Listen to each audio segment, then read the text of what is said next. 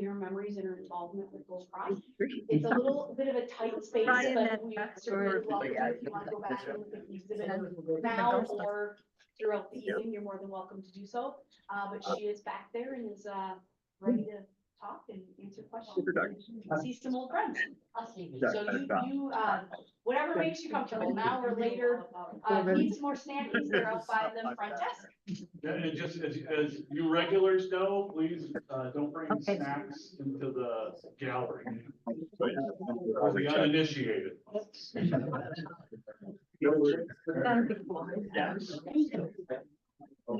Board meeting last night. Dr. Yeah, he's now I go myself. No. Who's gonna be live streaming? Oh, Yeah, and they just left Monday. They wanted to be. Okay, so it's not in Clean line. up. Oh, yeah, they got that. Yeah, so they wanted to- So I got one that's Sarah. my young, her husband ran. Alright guys, can I ask that we have some space so Laura can kind of give you a walk through the actual exhibit, so we can just take a step back.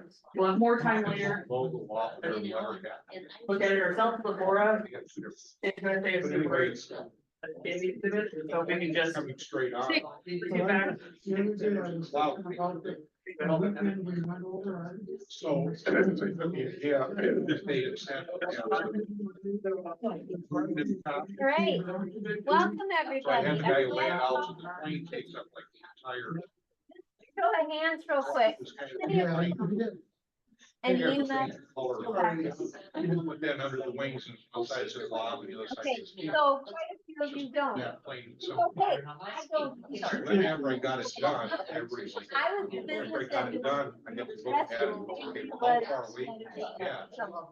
I read the, yeah. I've got print on the sheet of paper. So I'll do my We know best it's from coming. the medical team. How far away? I apologize, my brother couldn't be here, he is the medical one, and he gave me all The of whole train of thought is ready to go. these. So I'm gonna be reading a little bit.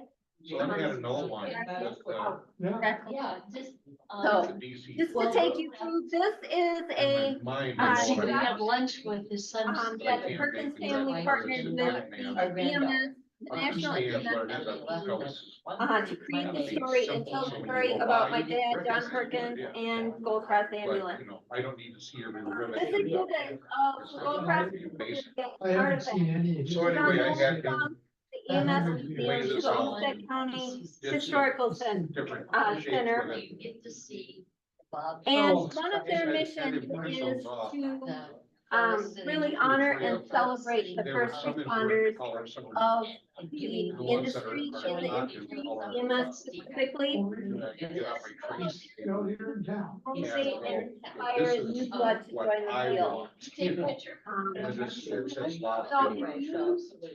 The Olmsted County Center, History Center, they are playing the documentary here. If you'd like to go out to the EMS, National EMS Museum's website, emsmuseum.org. If you donate there, you can see the documentary. I'll send you an email,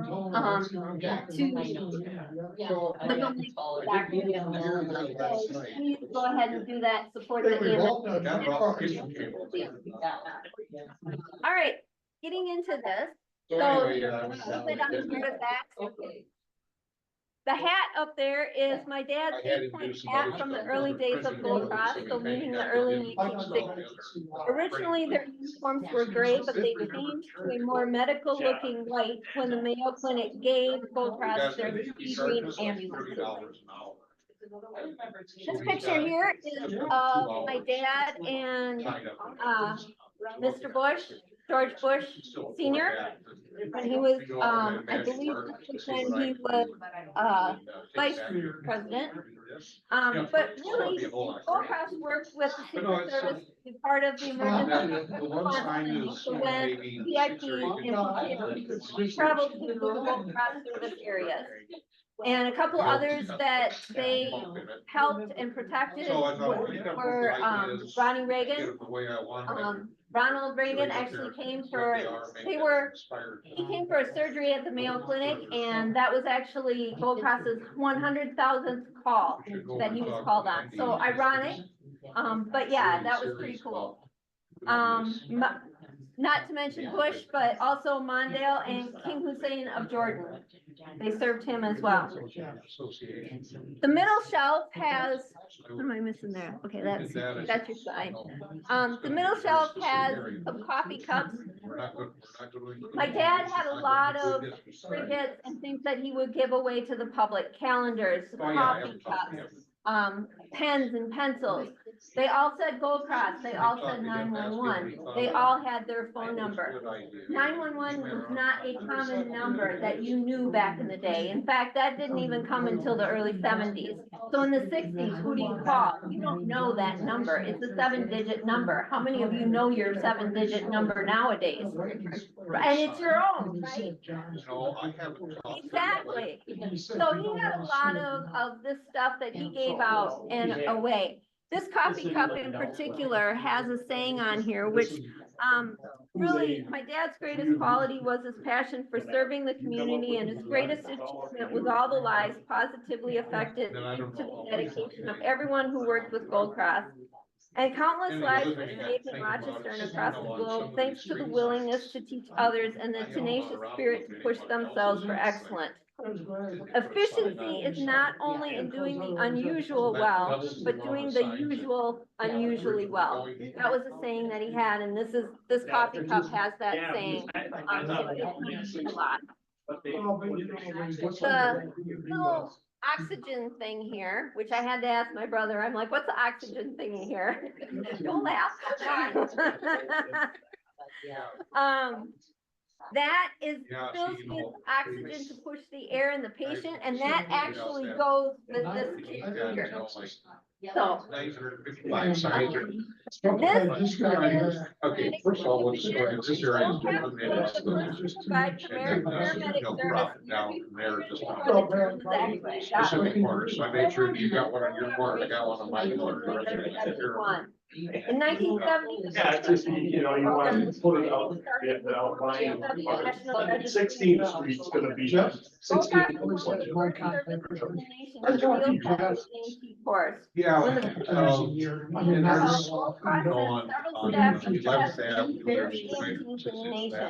these men became instructors and evaluators for the National and State Registry Program. Gold Cross did the same in 1978 when the paramedic program was being formalized. At that time, Gold Cross's system was the only paramedic system to begin and function with no local, state, or federal tax dollars. And incidentally, my dad was paramedic or EMT number 131 in the nation. All right. All of these model ambulances down here were built by a long time beloved employee of Gold Cross. But they represent, yes. I know who he is. Yes, you do. They represent all the ambulances that we had. We had Cadillac ambulances, which all featured hardware to hang 1 or 2 stretchers from the ceiling to allow them to carry 3 or 4 patients at a time. In addition to the Cadillac ambulances, Gold Cross had 4-wheel drive ambulances for snow operations and special events, such as stock car and motorcycle races. This eventually became their primary emergency vehicle because it provided more space for equipment and allowed a full-length squad bench and higher headroom. Gold Cross also purchased the very first van ambulance, which was converted by Road Rescue.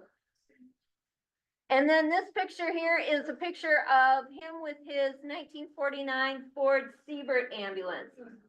It was made from a pickup truck by the House of Siebert in Ohio. The framing for the rear is wood covered with metal. It was purchased new by the U.S. Steel plant in Duluth. Like many industrial plants of that era, they had their own infirmary where injured workers were taken by their own ambulance. If hospitalization was required, a local ambulance was called to transfer the patient.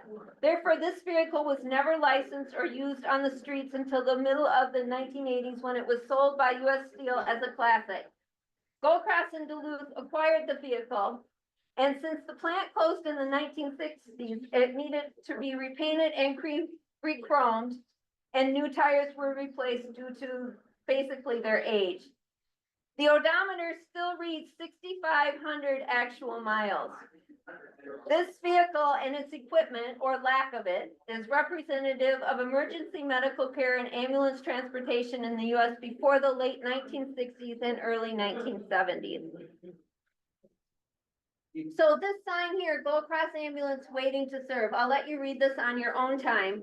But Gold Cross comes from gold, has since the beginning of recorded history meant quality, the best, rare, and something for others to want and achieve. Cross has a certain religious meaning.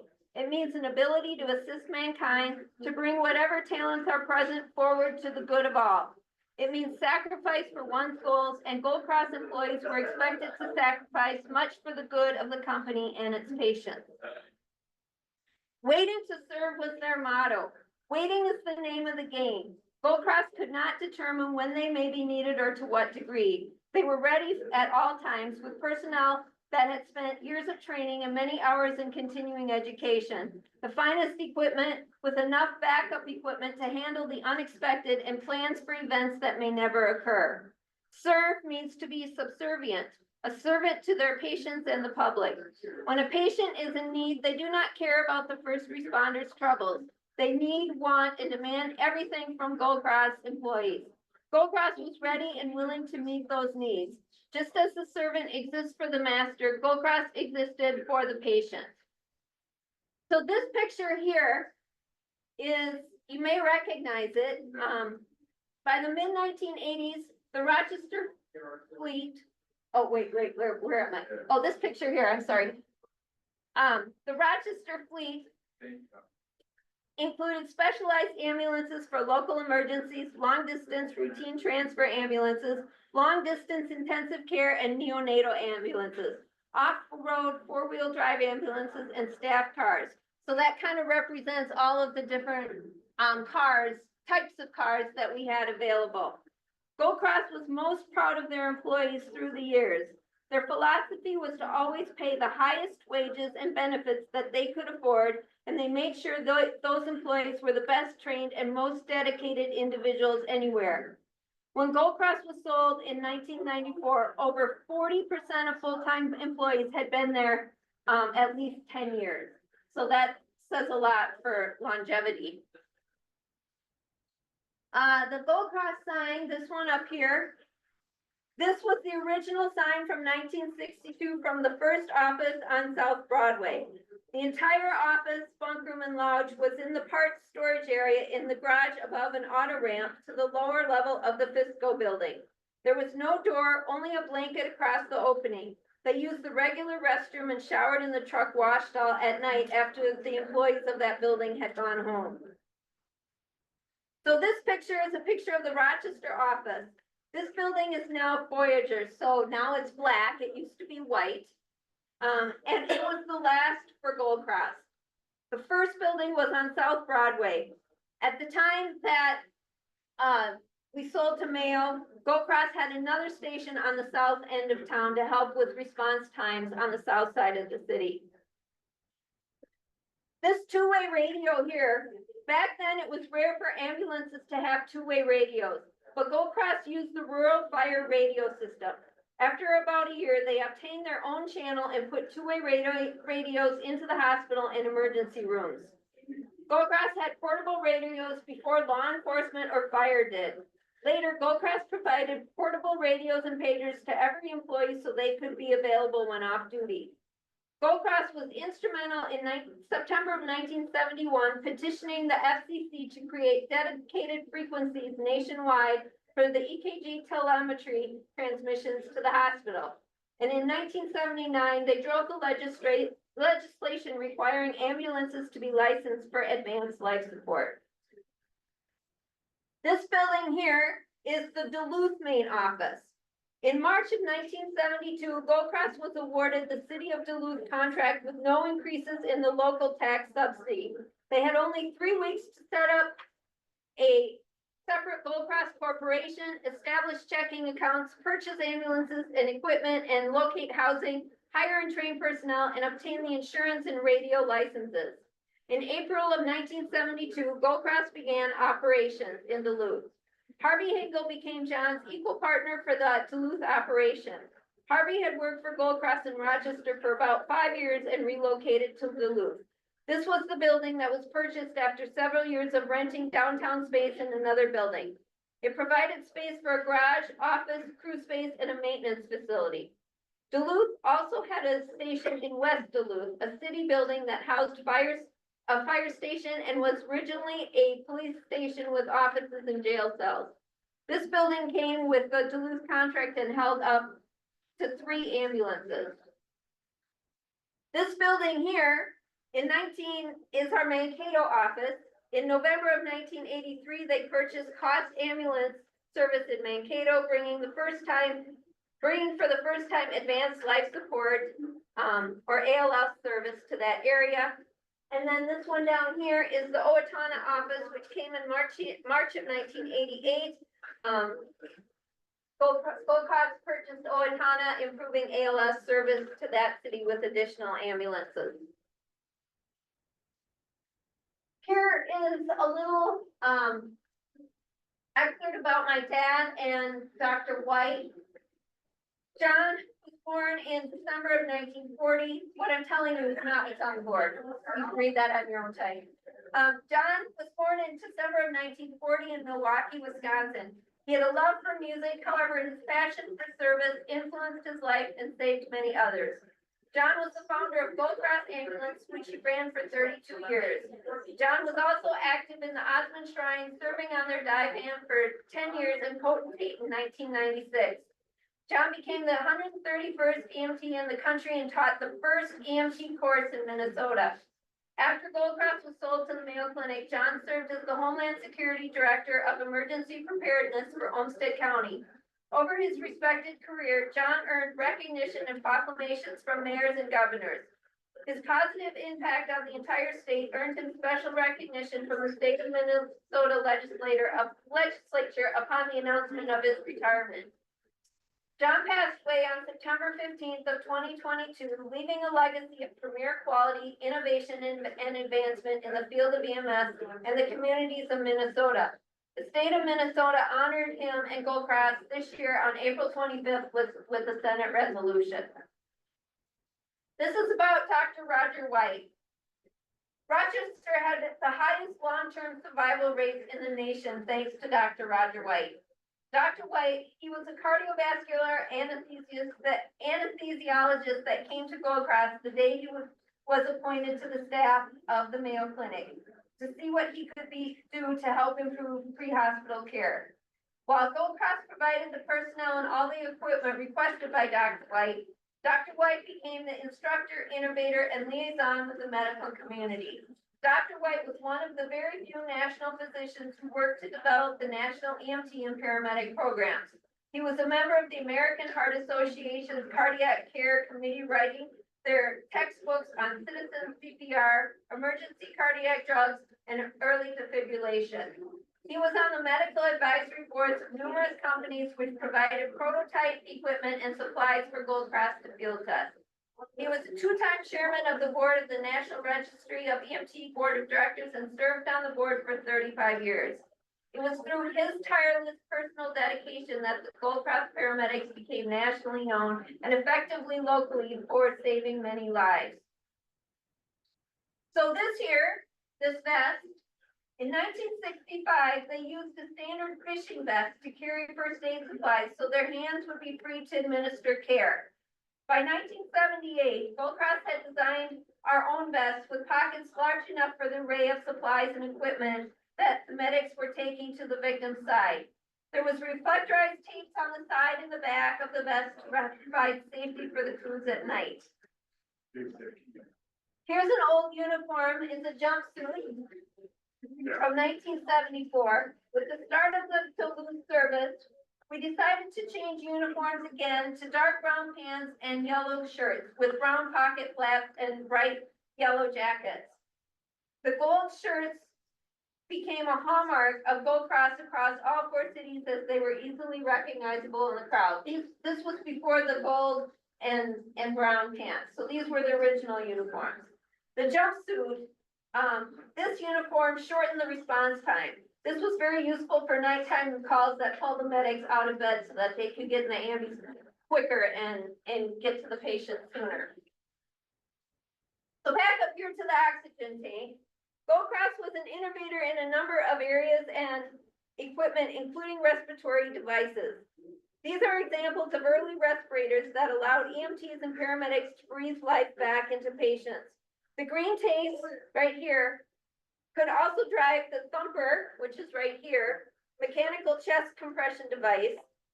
Advances with intubation came slowly but surely, and later the use of various ventilation devices and monitors were field tested for several manufacturers.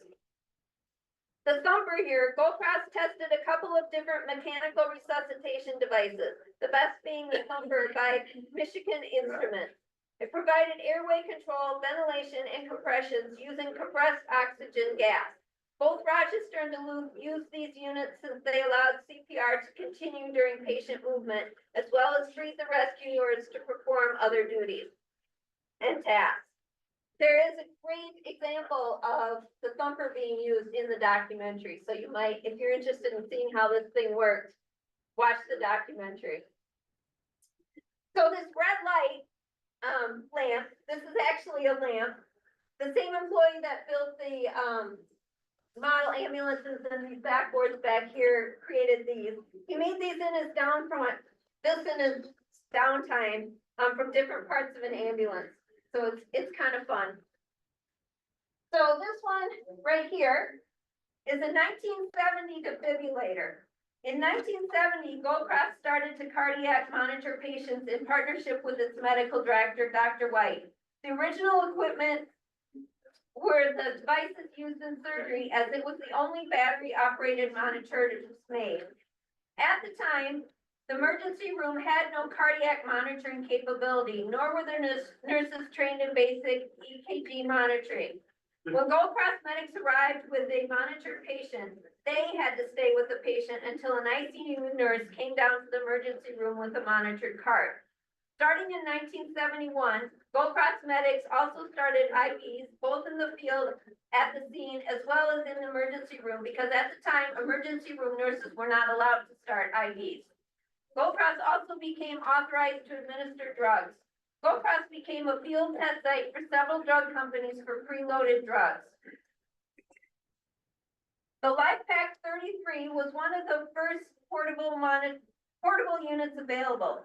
It was heavy and weighing over 50 pounds, but did provide monitoring on the very small screen and defibrillation in one battery-operated package. So then this one is the 1974 defibrillator. This is the LifePak 33. It was not as popular because it didn't have a proper recorder. So later in 1974, this one came out. It was introduced because of the space and the battery requirements, and they had returned back to the bouncing ball type screen. Now this one here is the LifePak 5. It actually was field tested, and it started the field testing in 1973. Gold Cross had field tested and contributed to the design of the portable defibrillators for the manufacturer Physio Control. This is the LifePak 5 from 1973 without the recorder portion. This came later. So these two pieces fit together as the LifePak 5.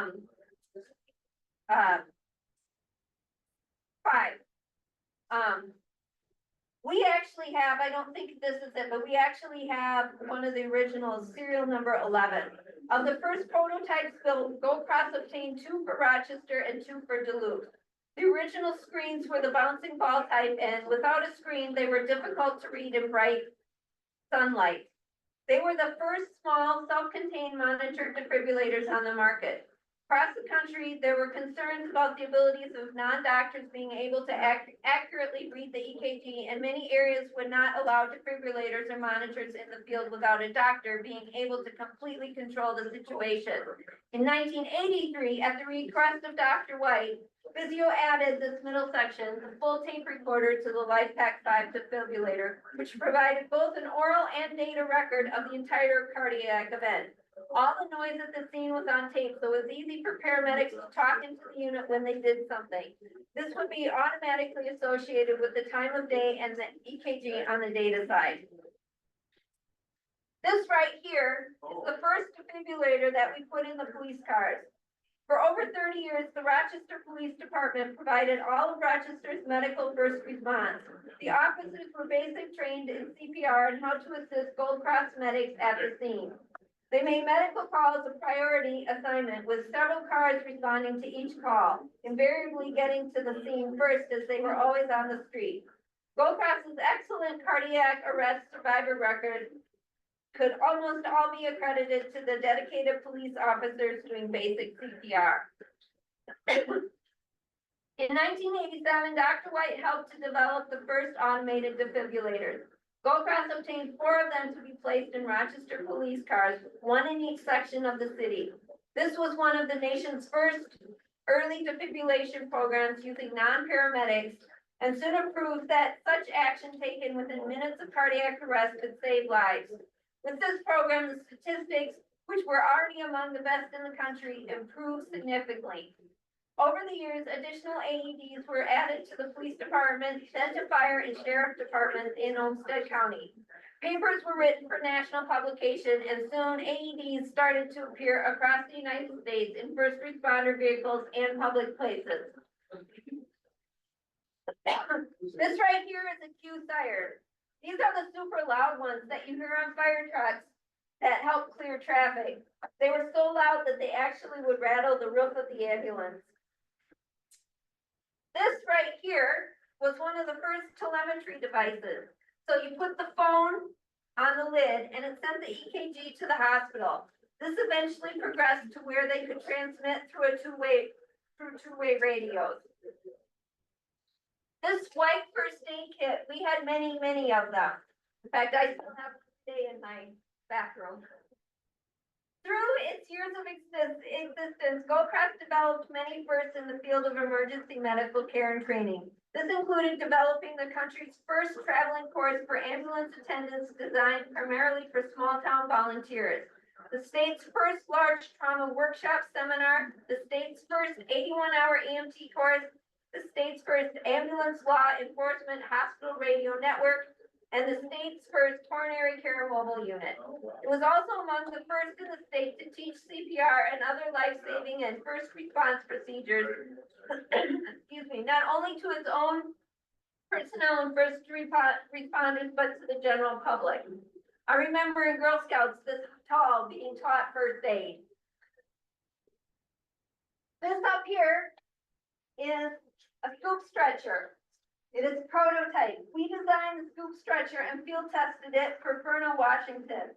This is the original prototype, which used plastic fingers to slide under the patient without excessive patient movement.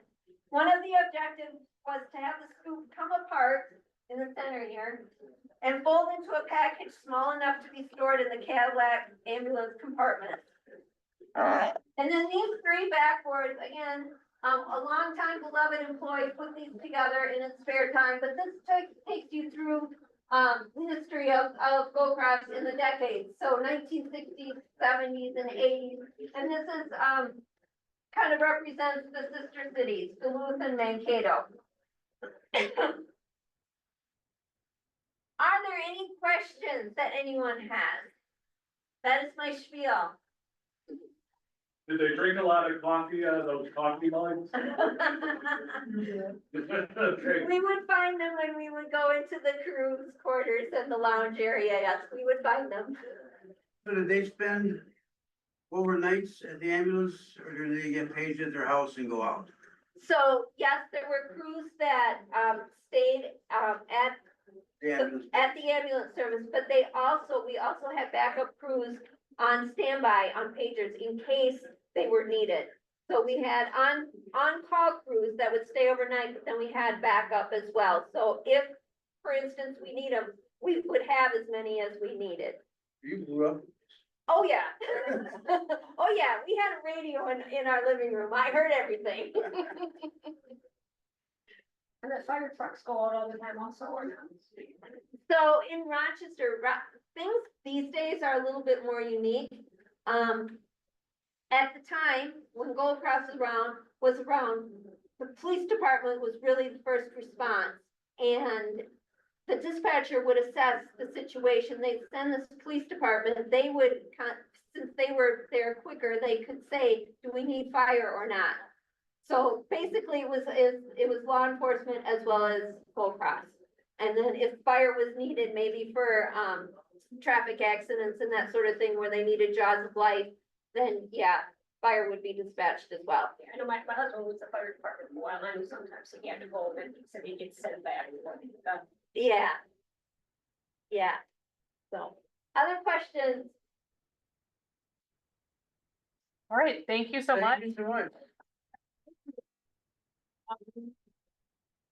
All right, we are going to begin the panel discussion in just a couple minutes. So if you want to head back across the exhibit gallery hall, and take a seat over there. We'll get started in just a minute or two.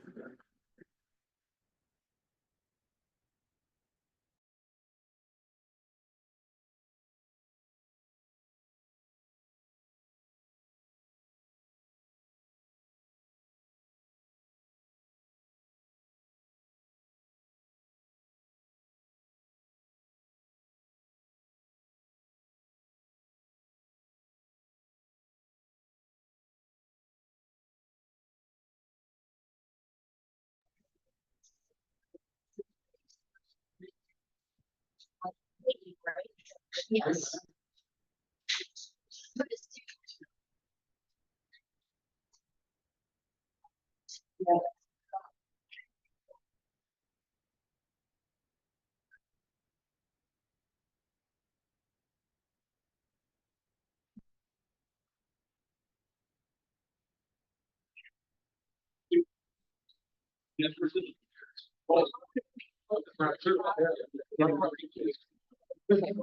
Please just ignore this guy. It's for our recording. Otherwise, one microphone is here and then he'll hand off another microphone too. Okay. So they are live.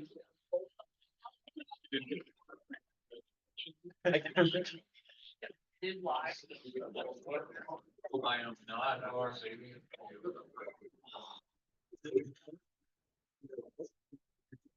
Where's Kelly? Did Kelly Ash make it? I saw Kelly Ash on. So wait just a minute for the folks. That's working. It's on. Testing, okay, can you hear me? All right, there we go. We'll just wait for folks to come, join us from the gallery and we'll start in a minute. Oh.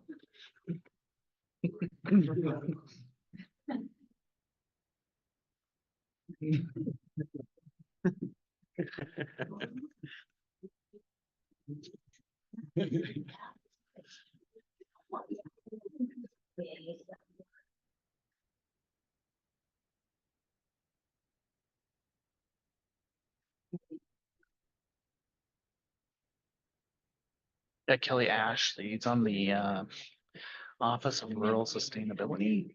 He went and did all those roundtables around the state with us last year. Yes. Yeah, I saw he was initially on the panel too, but He has great perspective on some of the numbers, some of the Yeah. statistics around. so it's interesting. He has a very, there was a few things. It's like, yeah. Yeah, but it was good fun to have around. Yeah. Absolutely. I mean, just some data crunching is great.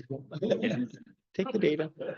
Yeah, and then, I'm actually gonna. Probably allowed, expected. How does the? You can't be surrounded by the ones that love you. You might as well not be surrounded at all, right? We only make fun of those we love. Exactly, right? That's what I tell myself. Or despise. I'm not sure which one. No. I tell myself they love me.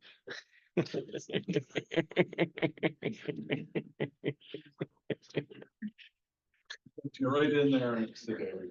So. Nice job. Thank you. Absolutely, welcome. We'll have to pass the mic back and forth, so just be generous with the mic. I've got one here, so.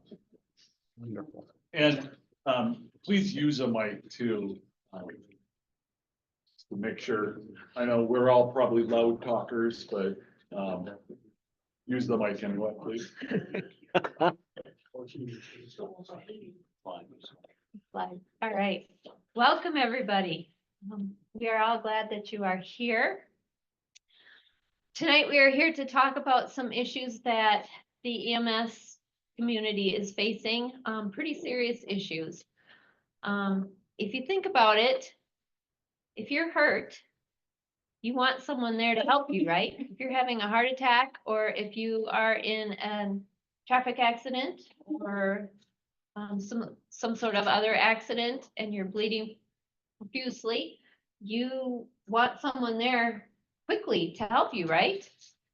If you're living in a rural area, I used to live in the Twin Cities like 3 months ago, and an ambulance, I mean, we were down the street from a fire station and an ambulance, and they would be there probably in 3 minutes.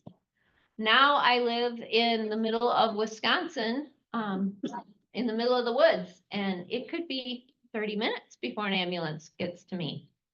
And that's kind of a critical issue, and one of the issues that we're going to talk about tonight. If you think about it, basic EMS, emergency medical services, this is my role as the layman. Help some of you who aren't medical backgrounds to understand what these things are. Let's talk about the process. You need an ambulance. Somebody calls 911. The dispatcher assesses the situation over the phone, and then they dispatch the appropriate personnel to the scene. The dispatcher is the start of the emergency response because they're assessing what's going on, who needs to be sent, how quickly they need to be sent, how many need to be sent, what special equipment may need to be sent. That's pretty critical.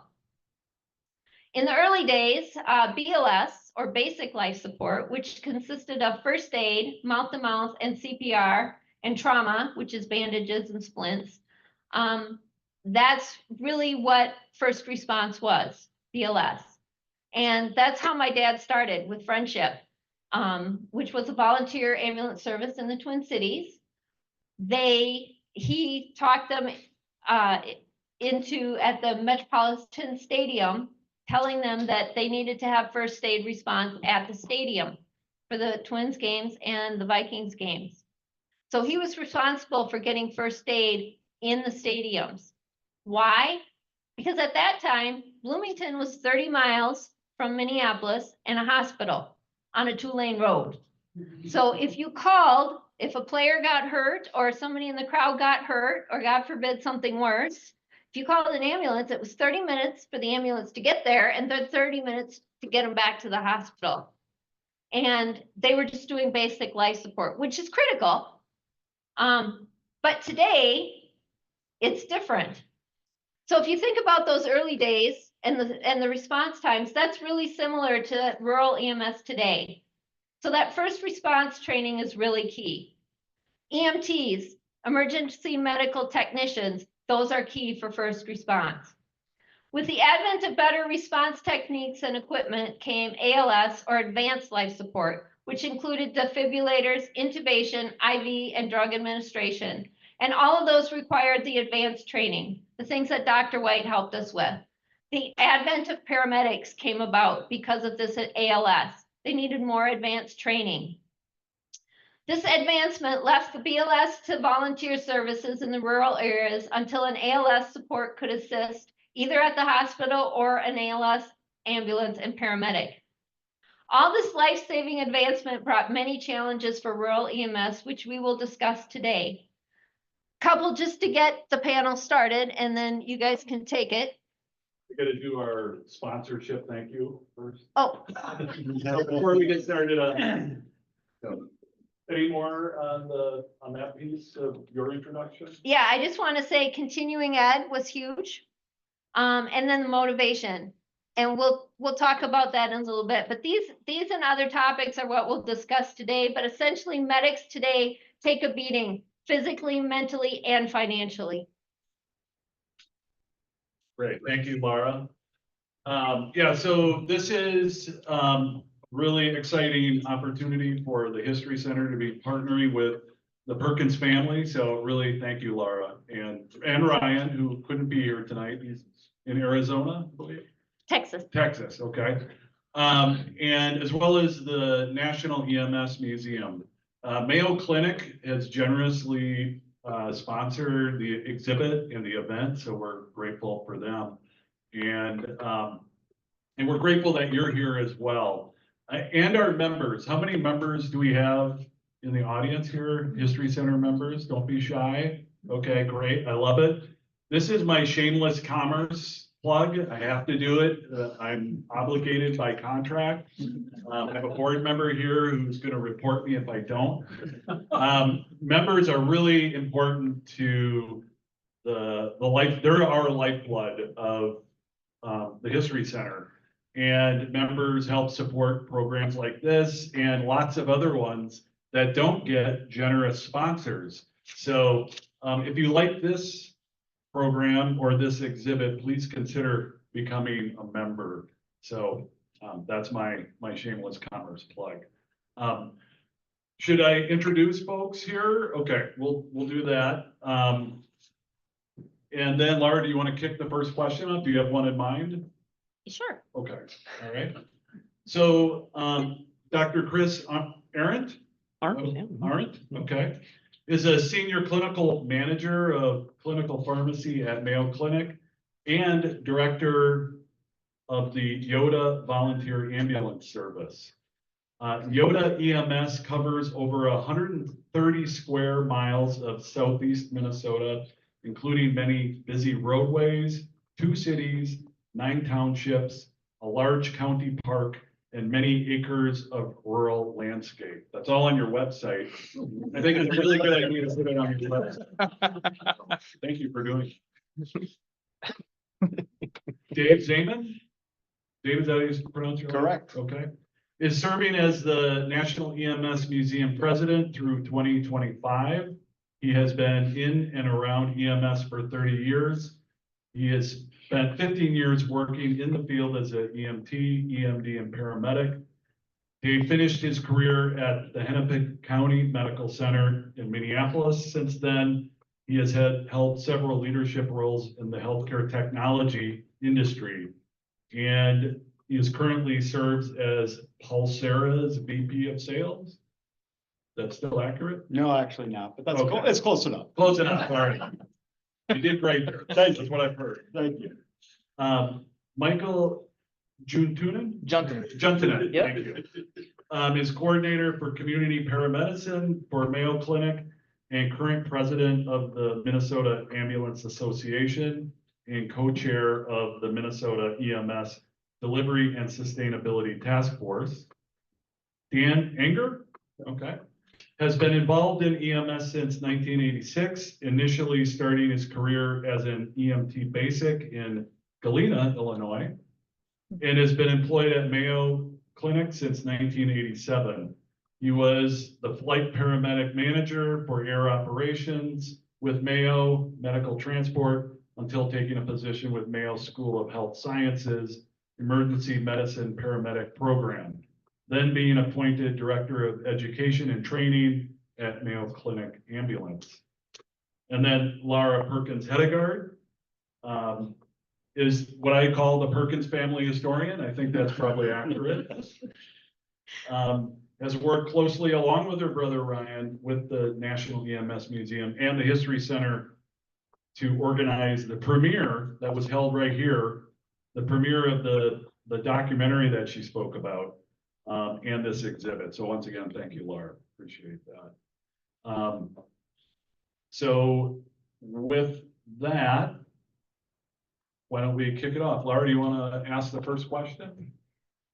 I'd like to talk about training. Okay. Let's do it. I kind of alluded to it in my talk over there. You know, my dad was big on training and making sure that, you know, he trained the police departments, the fire departments, the sheriff departments, and the general public. You know, a couple things that come to mind. In the rural area, it's all volunteers. And those volunteers have full-time jobs, so not a lot of time for training, right? And then when they are responding to a call, the number of calls in rural is significantly less than in a metropolitan area. So the frequency of practicing those skills is a lot less. So again, that's a little bit of a strike. And then the pace of advancements. GoCross did so much work to make so many advancements through the years, life-saving advancements, which were awesome and saved many, many lives. But in that rural area with people that don't have a lot of time for training, is it critical that they are trained on all of those advancements? And then the licensure piece, you know, is 80% good enough versus knowing 100%. And I bring that up because my daughter has a friend who wanted to be an EMT. Very passionate about it. She passed the skills test with an A. In fact, they told her that she had some of the best skills they had seen for a student. But yet she had some dyslexia, so she didn't pass the written. She focused on a lot of the state stuff and the areas that she was practicing in. The part she failed on was national stuff that really didn't pertain to her area of the state. So is 80% good enough for those first responders? These are all questions that I pose to you. Well, let me try to start somewhere. Let me see where we go. First of all, I look around the room and I see, I started back with John Perkins in 1987. I was a big deal. I was valedictorian of 12 people that graduated from Dubuque, Iowa, and I came up here and I knew nothing. And I was fortunate to have physicians, not only like Dr. White, but back in the back corner there is Dr. Dan Hankins. You can raise his hand. He's one of the godfathers of EMS. He's forgotten more than we all know about EMS, and he should be sitting here, not me. But it's people like that that pass on education and really are the foundation and really the lifeblood of EMS, and they've got us on the right track. It's not all doom and gloom. You know, you're going to hear a lot about shortages and you're going to hear a lot about shortcomings of the system, and they do exist. However, I think you can all rest assured that out there are volunteers willing to get up at 2 in the morning, even though they're supposed to be up at 6 to go milk cows or go to their normal job. There's still people willing to do that and to do it for free and get if they get paid, it's usually very little in the rural environment. So it's not all doom and gloom. There's still people willing to do that. We need more people willing to do that to start. You're asking people to go to school, you know, if you're an EMR, maybe 60 or an 80-hour class for emergency medical responder. For an EMT, you're talking 150 hours of commitment for a classroom to be paid nothing, to volunteer. So that's a big ask. Not to mention after you do those skill sets, and I'm not going to talk about more advanced things, but become an advanced EMT or a paramedic or a critical care paramedic, all that, you start getting into the paid realm there and it gets easier. In addition to the training that they have, the initial training is ongoing training. Every 2 years, they have to recertify. There's always new gizmos that are coming out, new medical equipment that they have to learn. And that, along with the family life while they're volunteering, is very challenging. So the solution, I don't know. There's got to be smarter people than me on panels to make decisions on how we fix that statewide. You're talking of tens of thousands of volunteers. Paid services are out there, but they are the minority. There's thousands and thousands of volunteers that are doing it for next to nothing, and most of them not even tax-based. So I mean, they're seeking training from being reimbursed from the state, and I'll let other experts of rural environment talk. But challenging, very challenging, not only for continuing education, but all the new equipment that comes out that's in addition to required training is very challenging. Paid services like Mayo Clinic have multiple resources, and we're spoiled. Rural EMS does not have that. Fortunately, we have people that are willing to go out and create consortiums and things like that that offer training that is valuable. So what is the fix to that? And testing percentages? I guess I don't really weigh in on that. There's a lot of standards that have to be met because you want to make sure that those that are out there providing care are qualified. And I get test anxiety and I get all of those things. We see that with many students that are great providers and they just can't get by the exams. And I don't know the solution, but I think we have the right systems in place for that right now. I've recertified 15 times, I think now, maybe 16. I don't know. It's way too many. I think one more and I might be done. We'll see how it goes. But again, I've been very fortunate. When I was a volunteer EMT, you babysat a pager, and they don't have pagers anymore. They have phones that do their activations, but it was really the same. It was grueling. You had to put your time in. So I never forgot where I came from as an EMT. I respect every one of them. I'd rather have a really good EMT by my side than a paramedic that thought they were good. So, and that's the truth. So kudos to those that are doing it. I don't know the solution, the train.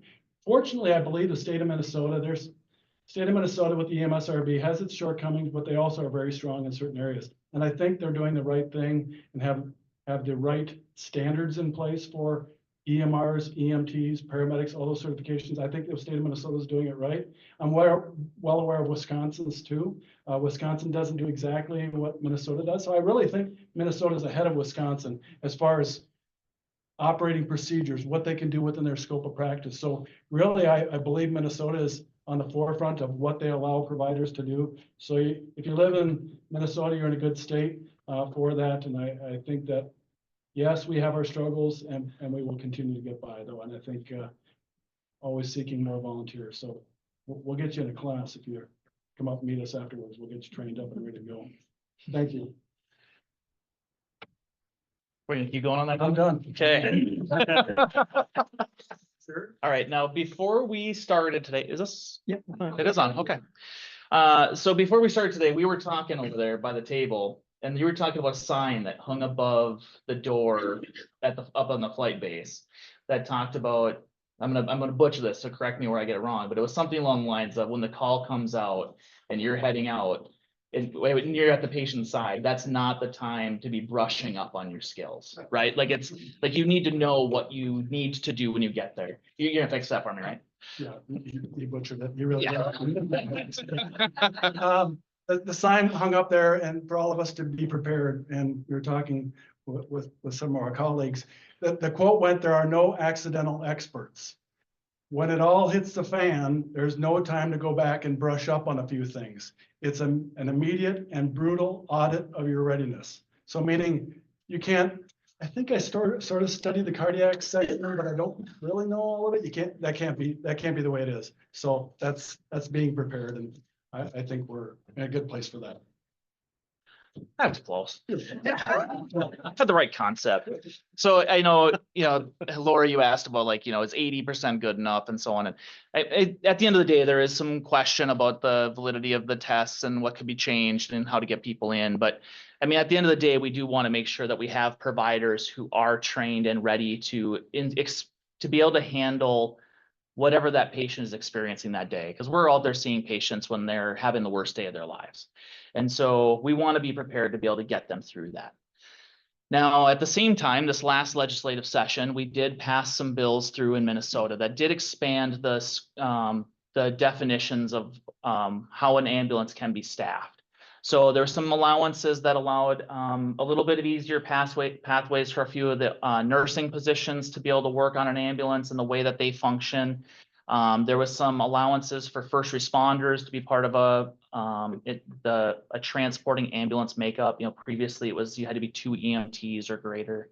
And without going too far into them, there were some allowances made that kind of help find ways to better staff the ambulances, but yet not lower the level of training or skills of somebody who is going to be at that patient's side. I hope that makes sense there, but, so we have been looking at other ways to make that happen, but. On education, I think I'll stop there. What do you got? All right, so I am rural EMS. I don't disagree that it is difficult to continue with the education requirements that are necessary. I feel very fortunate that the team that I get to direct are committed to essentially keeping their skills up, coming to the station on their off hours, coming to the station when they're not on call in order to brush up on those skills. In fact, we do a very deep education effort every meeting to ensure that they are brushing up on skills, that we are bringing up key points.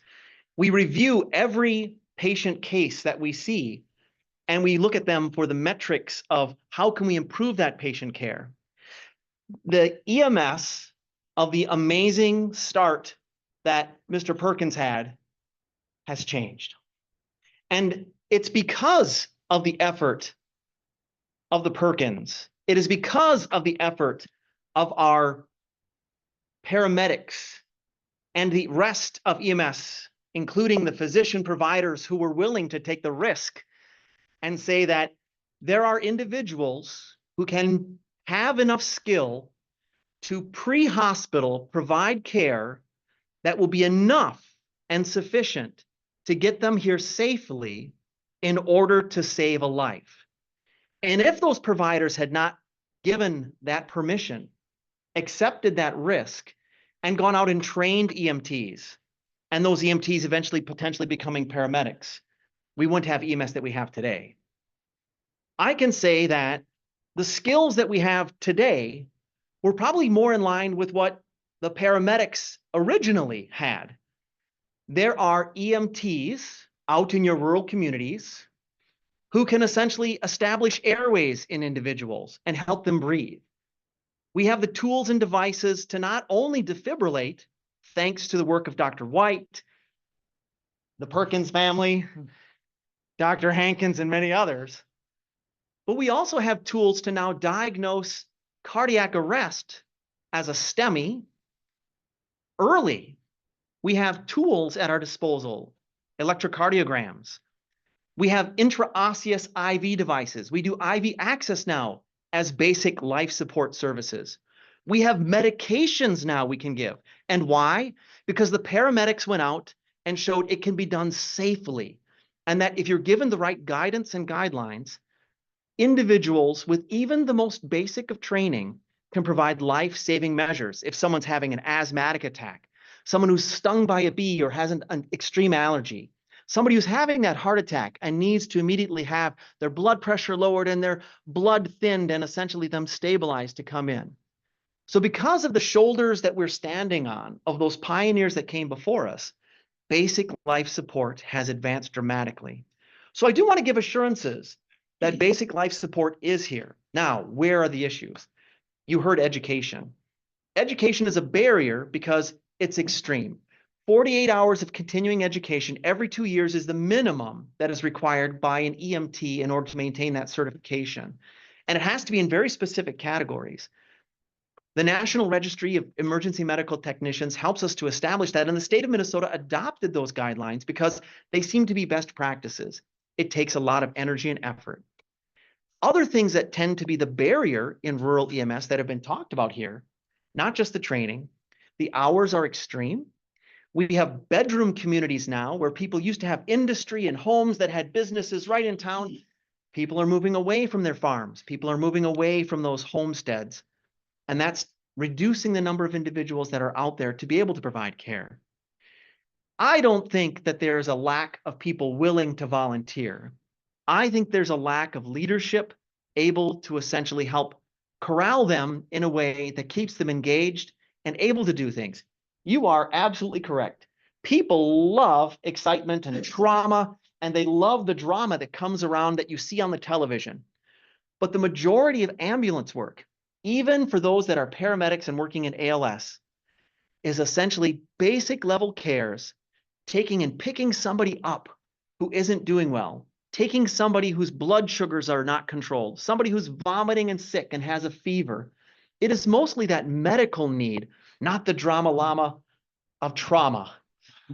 But we all want that because that's exciting, that's fun, that's energizing. What we've been trying to do is change and manage the expectations of those going into EMS to let them realize that there is good to be done when you're taking care of people for those medical needs. And that is a just and good cause.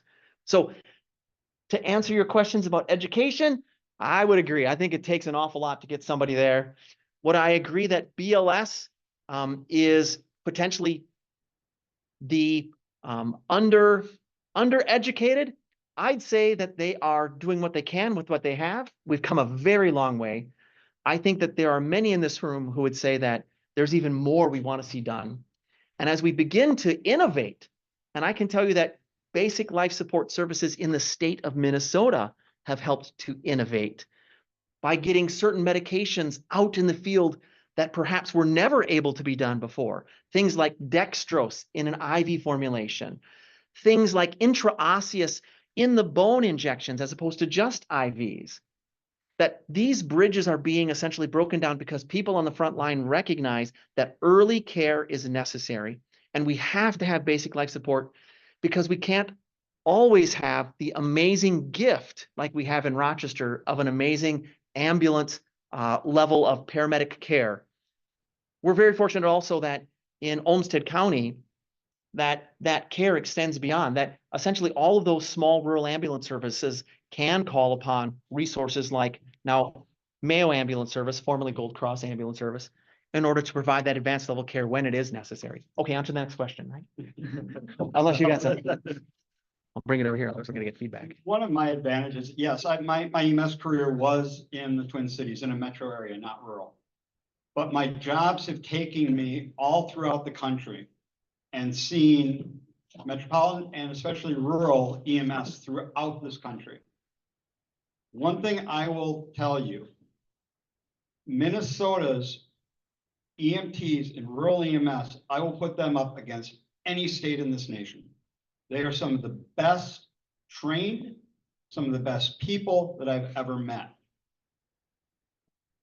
That being said, when you talk about training and getting those people on board, then you start talking about the secondhand things, the trauma. You see the trauma. These people are seeing things, maybe not daily, monthly, that most people will never see in their lifetime. Or want to. Or want to, absolutely. And that takes a toll on individuals. And so when you're talking about, you're asking people to volunteer their time, their energy, their mental health, their physical health, that's an awful lot of things to ask of somebody. And then we haven't even gotten to the point of how do you pay for everything else? How do you pay for the ambulance? How do you pay for all those great things that the BLS or an ALS provider can do? How do you pay for that? Now that is a whole another set, but I would say, and you brought up a great point, there's not a lot of people living in their communities anymore. They're bedroom communities. There is not somebody, those daytime hours are not, there aren't people in town anymore. Or the businesses aren't allowing them. They're so short-staffed that they can't have somebody to leave and be gone for 2 hours. What do we do? How do we get more recruitment? And that's one of the things the National EMS Museum is trying to do, is recruit and retention. That is a huge thing across this United States. And it is something that I don't have all the answers, that's for sure. Next question. I didn't realize I was asking the questions, but that does bring up a huge piece, the financial piece, as well as the incentives and the motivations. You know, incentives. Yeah, people want to do it. They're adrenaline junkies. You know, they expect, you know, exactly what you were talking about. Yep, that's not necessarily what they get all the time. Mhm. That's rare. You know, but there's low salaries. Mhm. cost of living is going up. I don't know that the salaries are keeping up. And, you know, another piece of it is the violence today. Most medics I've seen have to wear body armor. Back when Gold Cross was around, our guys didn't have to do that. You know, the one that was killed in Burnsville was a medic. And he had body armor. You know, I mean, it's dangerous. And then the repercussions that are out there, those adrenaline junkies.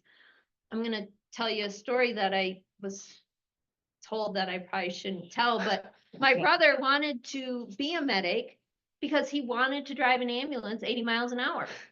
He was an adrenaline junkie. I asked my daughter's friend, why do you want to be a medic? And she said, I'm an adrenaline junkie. I want, that's what I feed off of. I really get into that.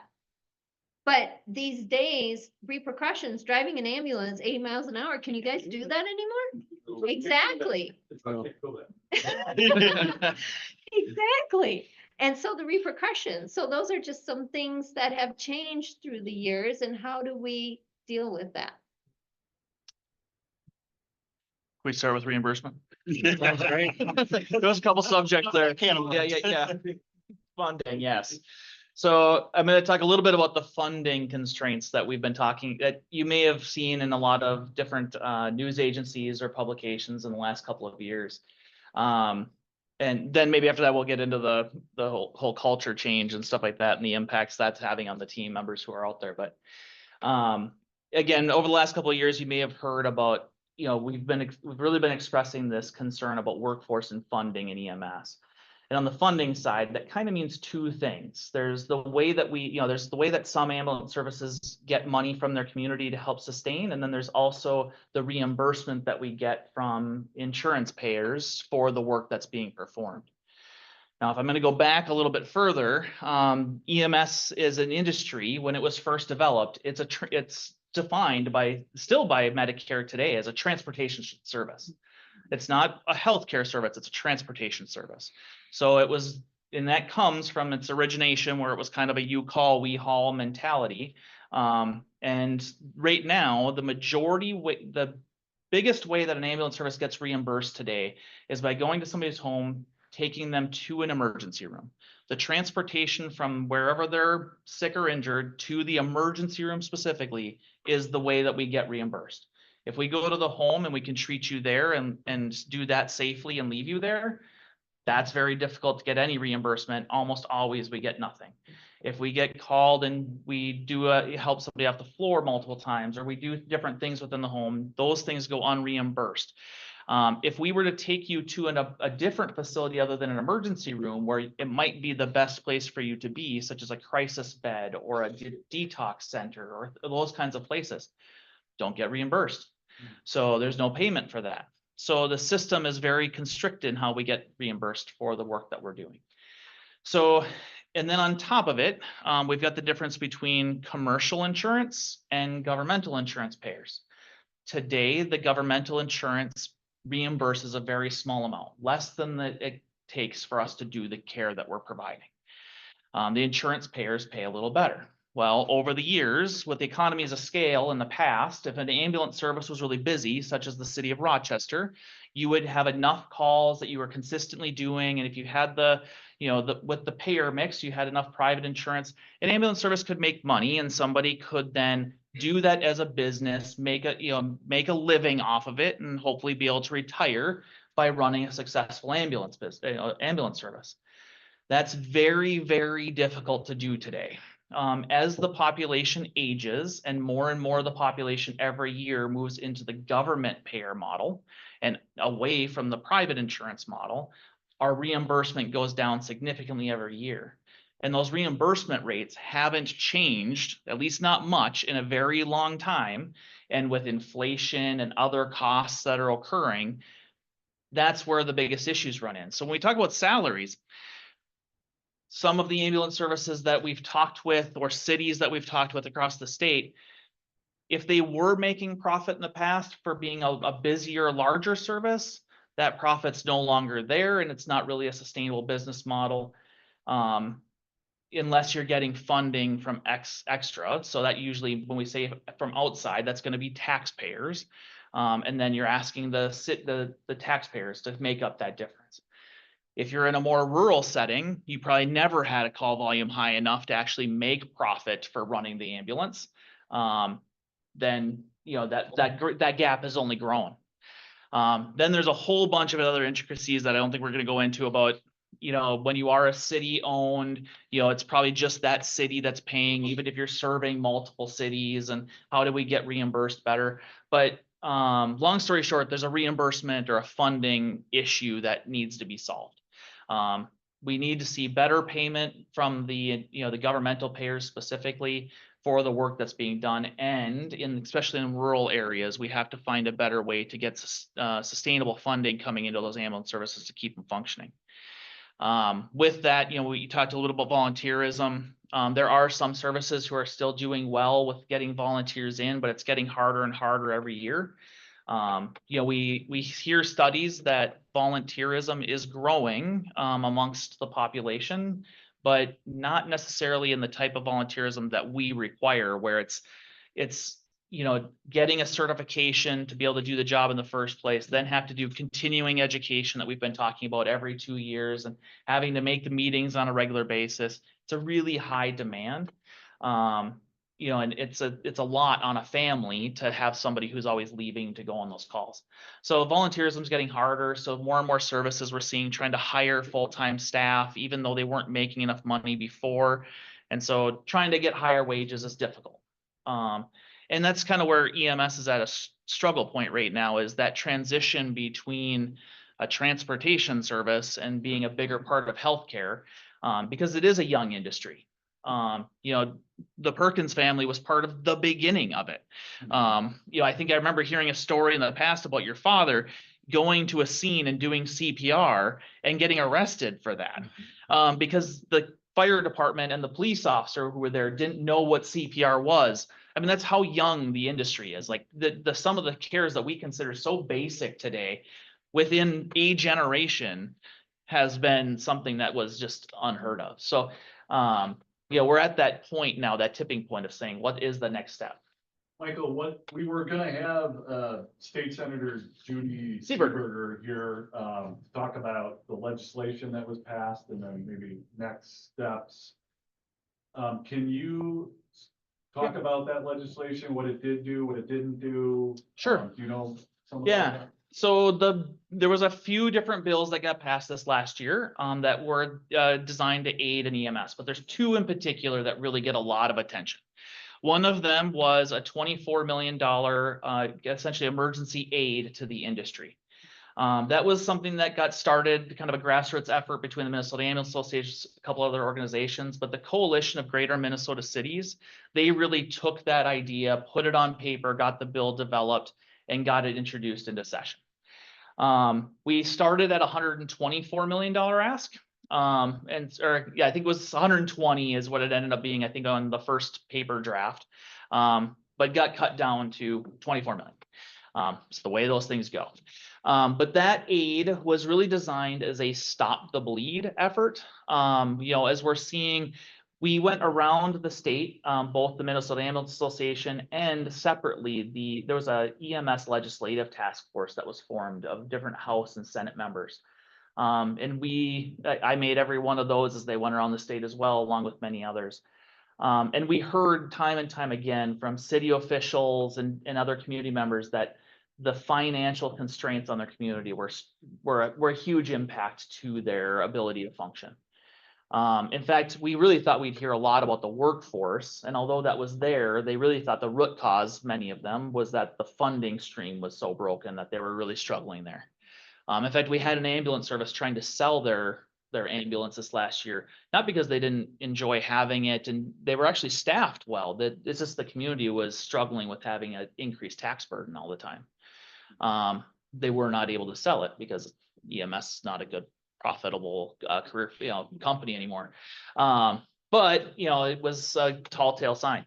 Anyway, that 24 million was then put out as a grant where any well, a majority of the ambulance services in the state could then apply for funding. And everybody who applied, it would then be divvied up amongst those. And then they could use that money for what they needed it to be done for in their community. There are constrictions that were placed on it, but it's basically that as long as you can show that that money benefited your ambulance service, you could use it. So whether that's capital funds to purchase a new ambulance because your stuff is outdated, or running an EMT class and paying people to be there, different recruitment measures. I mean, there was a lot of options for you to use that money. The application phase just closed last week. And 100% of the ambulance services in the state of Minnesota who were eligible to apply, all applied, which was great. We were so thrilled to hear that happened. The only services who were really exempt from applying were some of the larger services in the state, Mayo Clinic, Alina, North Memorial, and some of their locations. There was a couple rural spots they could, but it was mainly the metro area along with Mayo Clinic and Moorhead, the larger rural services. But otherwise, all of I said rural services, but the ones out greater Minnesota who are larger services couldn't apply. But all of the rural services were able to apply, and we hope to see that funding divvied out before the end of the year. So hopefully that will help some of the ambulance services continue to move forward. Now, on the flip side of that was meant to be, again, stop the bleed while we worked on more permanent long-term solutions to how do we fund EMS. And we continue to have those conversations. The legislators this last year were really engaged in conversation, but getting anybody engaged in the long-term solutions is still a struggle for us. And trying to get somebody to latch on to some of the ideas that we've had to push out there.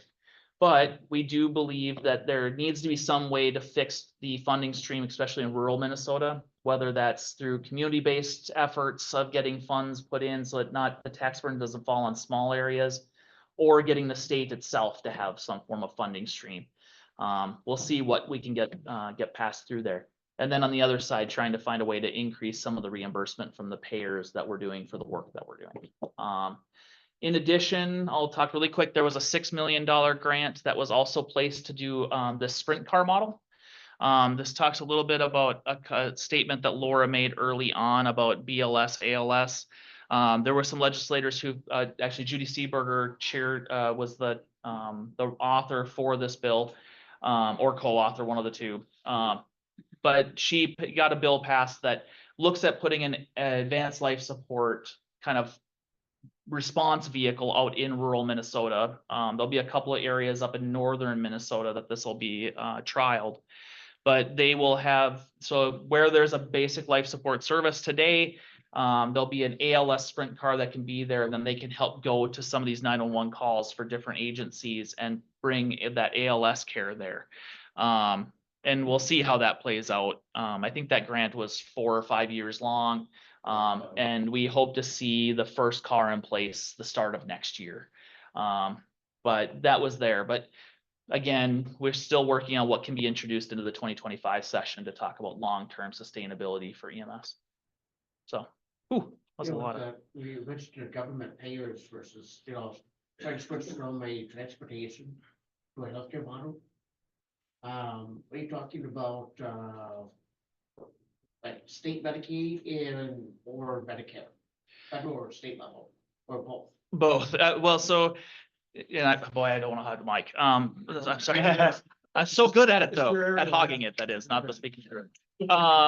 And this is an area that Chris knows well as in addition. But on the Medicare side, CMS is in the process of finishing a 5-year study to talk about the overall cost of EMS. I don't want to get too political in it, but we're worried about whether or not that's actually going to change the reimbursement rates of what they've got. But we hope to see the study for that come out and see what they say is the cost of care. The hard part of figuring out the cost of care in EMS is that we have models still that exist where everybody's 100% volunteer and there's very little cost to communities. And so the cost per call is very minimal then if you are able to have all that volunteerism, all the way to, full-time ALS services where the cost of running, a one paramedic truck, with 2 paramedics on it 24/7 for a year is about, what, 1.2 million. So, The value's 1 million, no matter where you look at it. Yeah. The volunteers, so we're with Dodge Center, we get $500,000 in donated labor every year. $500,000. So the Through the value's volunteers, already out there. yeah. It's already being spent. It's just if it doesn't get reflected, that's where the problem is. yeah, so it's trying to figure out that total cost and trying to get Medicare then to say, well, across the board, here's how we're gonna reimburse differently.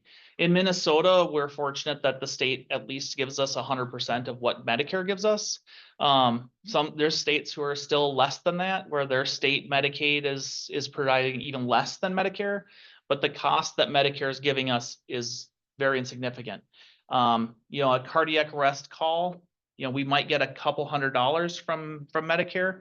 One IO needle that he was talking about, the one that goes in your arm, that's $100 needle. The defib pads to do, that we hook up to the monitor, what, $40-50? Yeah, I mean, we have just a couple of incidental items that will basically eat up the reimbursement from Medicare for that call. Not even talking about the cost of having that vehicle ready to go and being able to respond and the staff that are on it. And a $30,000 monitor. Yeah, $50,000 monitors now. Yeah. The cost of everything has just gone up so much. So that's, yeah. So yes, trying to get everybody to kind of recognize that this has to be reimbursed differently. And, long-term today, we're a fee-for-service model. So we do something and we get paid a bulk for that. But is it going to be something that's more of a quality of care or some type of outcome model down the road? We'll see. But yeah. Hey, Chris, you want to say differently? Sorry.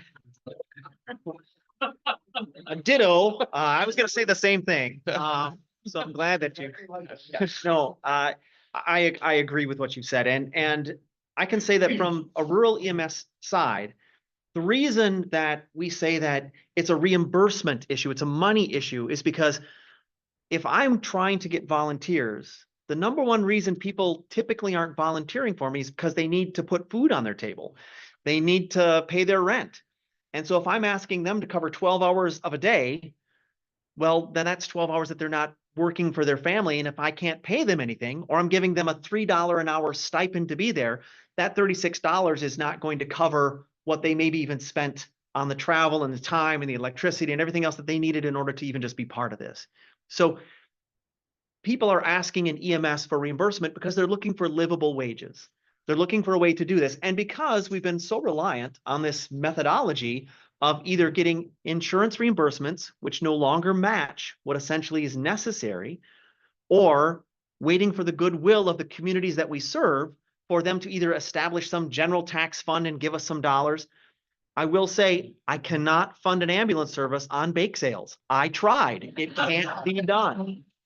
So I have been told by a few townships, have a bake sale, you'll be fine. And that it just didn't work. And I tried it. I've done pancakes, I do chicken, I've done, so it's not that EMS isn't trying to do this and trying to just say, well, we're just going to pass the buck on to the people. We're looking for a better structure. And when the person who's supposed to be paying for that service is telling us that they're not able to because they fixed their prices, and as example, Medicare, I'm getting about 30 cents on the dollar that I bill. And I can't bill more because they fixed the price. So it doesn't matter what I charge. Here's the dollars that you get. Doesn't matter. I was in school, I was taught that was price fixing. You couldn't do that. But apparently the government can. price fix, which I understand because there's only so many Medicare dollars. I get that. But the system isn't working. And so because the system hasn't been able to respond and industry has changed so dramatically and to the good and the betterment of lives living and lives saved, we need to find a way to change this model. So to the points that were made, are there enough volunteers? I think that there are a lot of volunteers. Are they volunteers that necessarily have the mindset that I want to be in this thing that's going to take such commitment rather than and I'm not dissing this, I'm going to go out and I'm going to help pack food for one night. That's a lot different than I'm going to come out and I'm going to cover call for at least 50 to 100 and some hours a month for your volunteer ambulance service just for the good. And I'm going to do all the additional training and I'm going to be part of it. So it's very complex. No, sorry. I'll let these guys talk politics. I'm gonna talk people just a little bit. And I think Laura mentioned the glory, the adrenaline. We were talking when we were standing in that hallway that I was interested because I watched Emergency 51 in the early 70s, and really was a great recruiting tool for EMS, and really was, really drove EMS. Those that seek the adrenaline, the notoriety, I'm in a cool uniform, look at me, and drive an ambulance. Fantastic. They don't stay in the business very long because it's extrinsic related, things that they're going to be rewarded for. You don't get rewarded for seeing some of the things you see. So it's something intrinsic that needs to be in people to start with, that for the common good. Those are the kind of volunteer, but that comes with a price. If you're in an accident once in your lifetime and you get injured severely, you hear of people having PTSD from that accident. Now you have a volunteer who sees that same secondary trauma time and time and time and time again, that weighs heavily on them. They aren't in the business very long because they mentally cannot handle seeing trauma again. Can't see people being torn up, death and dying, because it's not like we all see on TV. Not everyone lives. They don't get up and walk away after CPR. There's a lot of death and dying. If you're doing it for the wrong reason, you're not in the business very long. If you're doing it for the situation where you say, hey, despite our efforts, the patient died, but I was there for the family member, or we did what we could do. We didn't, we gave the patient the best chance.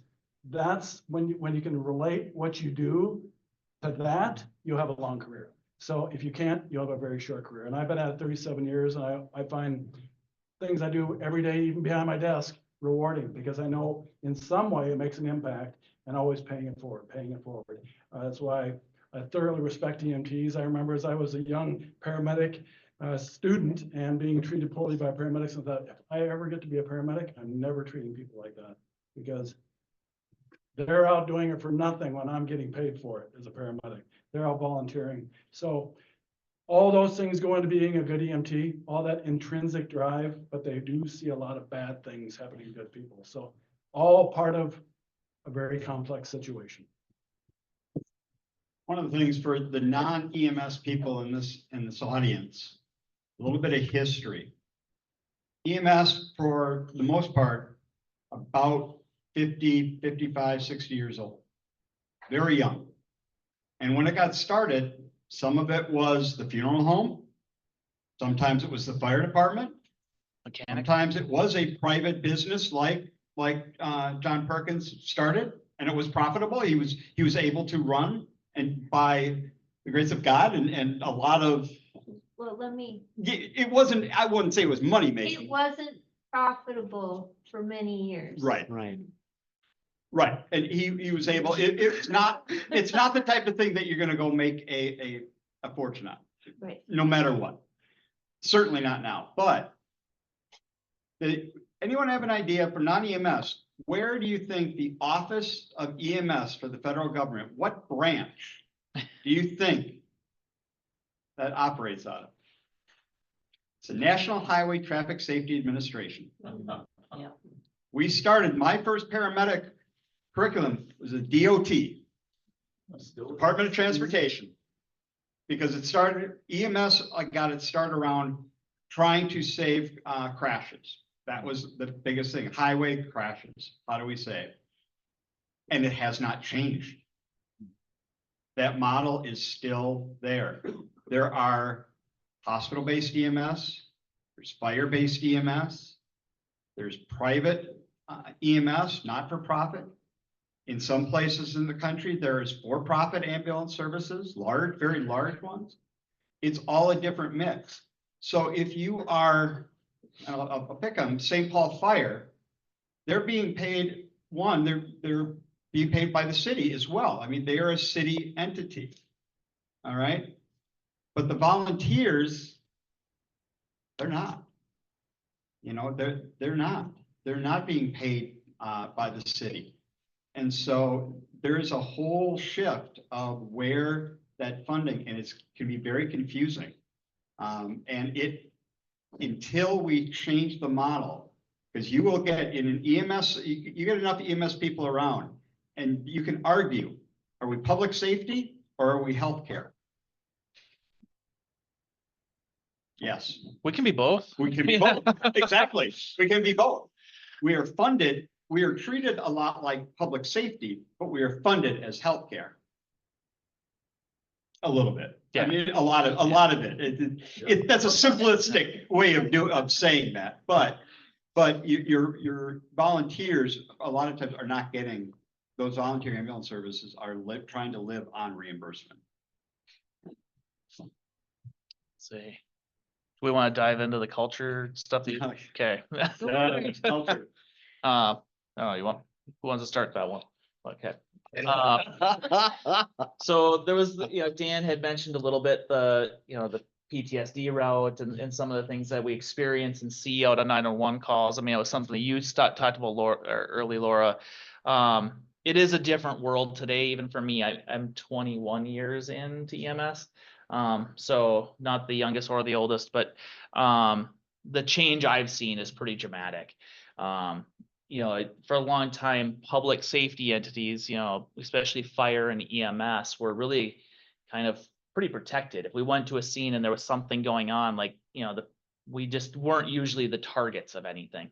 And we're seeing that change more and more often, that there's been specific, there's been an increase in specific people targeting any first responder, whoever gets there. And so the way we even respond to calls for mental health issues and stuff, I mean, we have a whole different set of protocols today than what we did years ago. If we heard, when I came into EMS, if we heard there was a suicidal patient, everybody raced to get there to see who could get there first to try to help that person out. Now we have to really let law enforcement be there first, no matter how close anybody else is, because we need to make sure that that area is going to be safe and that others can get in there and care for that person properly. So we stage now, and we sit a block or two away, and we kind of wait for somebody to tell us that it's clear to come in. That's a very different approach. We do see more and more, vests being worn, bulletproof vests being worn by EMS.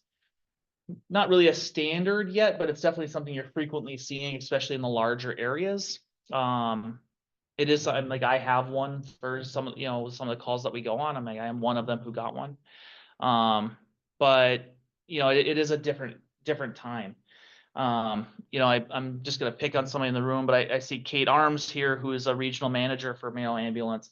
I see her working quite regularly, and she's got 150-ish team members. And sending emails right yeah. But I mean, all to be said that when I see her at the station, I don't know if there's a day that goes by that I haven't seen her having to reach out to or check in on a team member for something that they, how was this? I heard this was a bad call yesterday. How are you doing? I heard that there was this, and they're having to regularly follow up and do. I mean, mental health is such a major topic in the industry now, where it was something we didn't talk about really at all 20 years ago, 15 years ago. We're tough enough. Right. Yeah. It was kind of that. Yeah. You had to be a tough enough kind of person back then. And we now know that only makes unempathetic caregivers, and there's a lot of risk in not addressing those mental health concerns and the burnout. But, we're seeing people leave because they've experienced such bad things that we're now having to try to be very proactive about. If we hear there's a bad call, we're getting incident debriefs put together where we can meet, where that group can come back together and talk through what they saw and experienced and try to cope with it. We're getting, we're hearing about Cleargy coming into the departments and being there to support team members. Other therapy type routes where they're coming into departments, service dogs, things like that are around the stations. There's a lot of focus being placed there.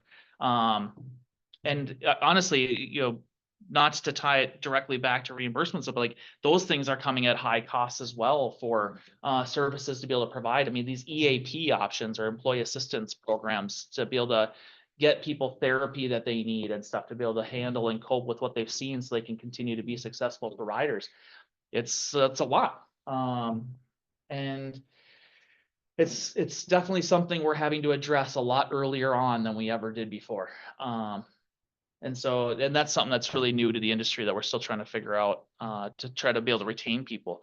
When I came into the industry, they always talked about the average turnover was around 5 years. EMS was never really seen as a long-term placement. You had some people, yeah, Mayo Ambulance, Gold Cross before, Mayo Ambulance now. We've always told that we had around a 10-year turnover rate, which was really good considering we were always expanding and you had new team members coming in. But now the industry, they talk about like, I think it's around 2.5, 3 years is the turnover. Yeah, and so to go through all that schooling, come in and get trained, and then basically one recertification cycle and you're out the door is really hard. In fact, the numbers, I haven't seen the numbers from this year's recertification, but the previous years, we had more people leave the industry than come in. So yeah, 4,000 left. Oh yeah. 4 left and came in. Yes. So, I mean, 4,000 more people leaving than what came into the industry throughout the state of Minnesota was detrimental. Like that is so hard when it's an industry that's currently growing in need. As we have a higher, more and more of an aging population, I'm sure we're all aware the healthcare industry is changing. And so there's more specialty centers and they're trying to be better with resources. So they're sending people out to these care facilities. If they need to get from one hospital to another, an ambulance has to take them. So the demands are going up on EMS to move patients around. And we're seeing more people leave than coming in, and we have more positions open than we ever had before. So it has been really tough. Both, there's the rural side of it and that urban side of it. But we definitely are in need of people. Is that true here in southern Minnesota? Oh, yes. Yeah. Yeah. I not just in Minnesota, across the country, we know it's a problem. Minnesota is one of the higher paid states. We actually, do fairly well here, but what's that? That do pay. Yep. The services that do pay it is higher here. But it is still not where it needs to be. So anyway. Culture has definitely changed. I can recall essentially our small ambulance service when I started in the very early 90s being more of a club than it was actually a professional organization. And over the years, we've transitioned to it having to be a professional organization. We've needed to instill and ensure that the communities had our trust. And to do that, you need to essentially ensure higher levels of education. You have to ensure more training. You have to ensure high ethical standards. Do not ever wear that jersey or jacket in somewhere that's serving alcohol or now CBD or whatever else happens to be over the counter at this time. And so that culture has now changed so that EMS is evolving into the profession that it needs to be. Now, should there still be volunteer services? Yes. There needs to be. There are places that is a model that will work and will continue to work. But I can also say that there are areas that are in transition. And that's a very difficult piece that Mike pointed out. It never used to cost community something before, and now suddenly it is costing something. And that's when it hits our pocketbook, we pay much more attention for good reason. I kind of laugh. I had a gentleman tell me, I should never need to pay for EMS. I've never had an ambulance drive up to my house for my needs. And this was some 90-some-year-old gentleman who was a very cantankerous individual and said, I'm not going to pay for it. I've never needed you. And I asked him, I said, well, let me ask you this then. I pay for gravel in my township, and the dollars that I pay for gravel aren't just for my road, right? It's stuff in front of your road. So why am I paying for your gravel, but I'm not using your road? So I want you to pay me back.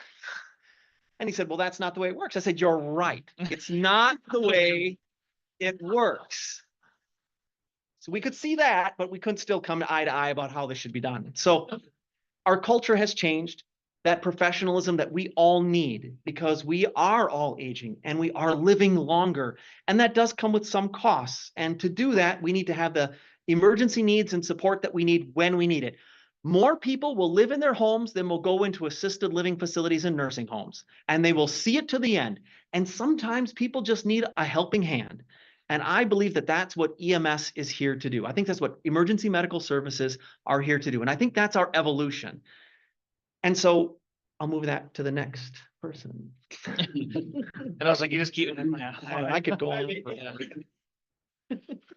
We are getting, the culture has certainly changed. When I got in, it was, you tough it out. We don't talk about it. Or if you do, it's at the bar afterwards, something like that.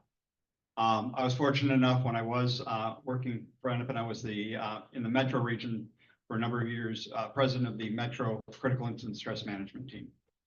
We weren't used enough. It was when there was a critical incident, they could call, then we'd bring a team out. And like you said, we debrief and just sit and tell your story, just talk about it. And that does a lot of great work. And now we are recognizing that mental health is something we've got to take seriously. It is, I know a fire chief, friend of mine, he says, I treat mental health just like a back injury, all right? It's no different. If I get a back injury and I can't do my job, guess what? It's like, oh man, I'm sorry you got a back injury and you'll get better, hopefully, blah, blah, blah. Or it may end your career. Mental health's the same way. We've got to treat it the same way. If you can get better, and basically what he says is, if I get a doctor that says, you're good to go, you're good to go. I don't ask questions anymore. I want you to be healthy. I want you to get the help that you can get. And we respect that you need mental health services for stuff that we've gone through. And even then, we still see death by suicide greater in first responders than any other place across the industry. We just had one recently up in the metro. And it's just with all the help that's out there, it's still not enough. But where at least the culture is starting to change, that we look at mental health as a illness and not just a tough it up. So folks, we're at 8 o'clock and thought maybe if the audience, do you have time for a few questions, panelists? Uh-oh, not Dan Hankins. Yeah, leave Dan. Like here's.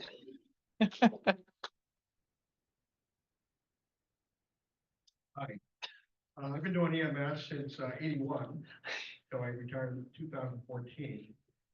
One of the things I saw recently on a place called Becker's Hospital Survey, which looks at national healthcare issues. It looked at every state, all 50 states, about hospital closures. Minnesota has probably 19 hospitals that are closed within 7 years. And of those, 7 of them are going to probably be closed down within 2 to 3 years. And that's going to have a major impact on EMS, and it needs to be looked at as part of the overall plan. Yeah. Mm-hmm. Because then instead of a 2-hour absence from the garage, it'll be 4 hours, maybe something like that. So that's got to be part of the plan. Yeah.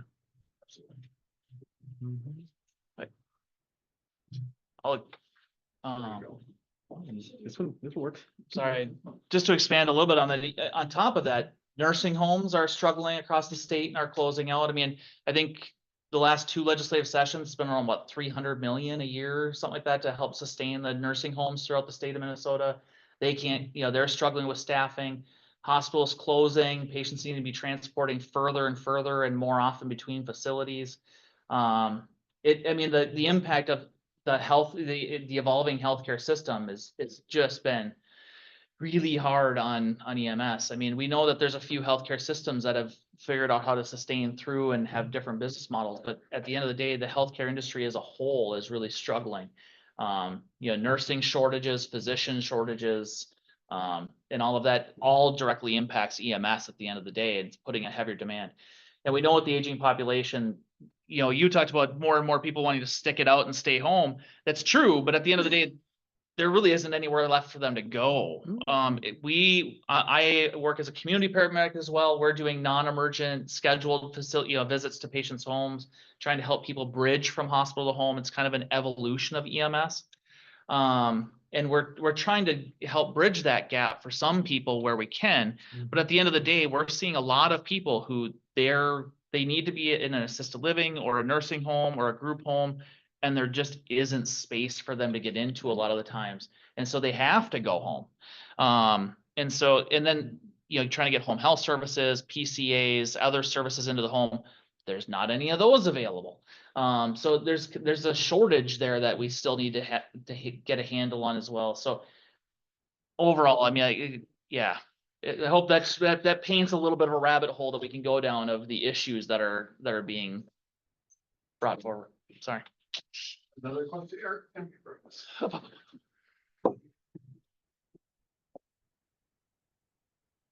Thank you, thank you. I live in the desert. I actually live in Rolling Stone, Minnesota, which is over Yeah. north of Winona. You know where it is. Yeah. Not too far from Iota. Yeah. Yeah. And we're kind of in an EMS desert, sort of. Yeah. Altura ambulances are responding ambulance and they're just hanging on by a thread. They really are. Oh, But Joe's we're patrol. fortunate, the Winona area ambulance is 10 miles away, so we're right in between the two of them. Right. So during my experience, my 26 years being a first responder before I retired, we could always call Winona area ambulance and they would respond also. So we had best of both worlds. We had BLS and ALS at the Right. same time. And that's still going on. But there again, we've been very fortunate that our first responder unit has stuck together Yep. for many, many years. And I think that's where we have to do more with first responder units in the smaller towns and getting better trained, so they know how to handle it. Our first responder squad now, of course, it's flipped over. I'm so old that it's flipped over several times. But anyway, they know what they're doing. I follow them up on some of their calls.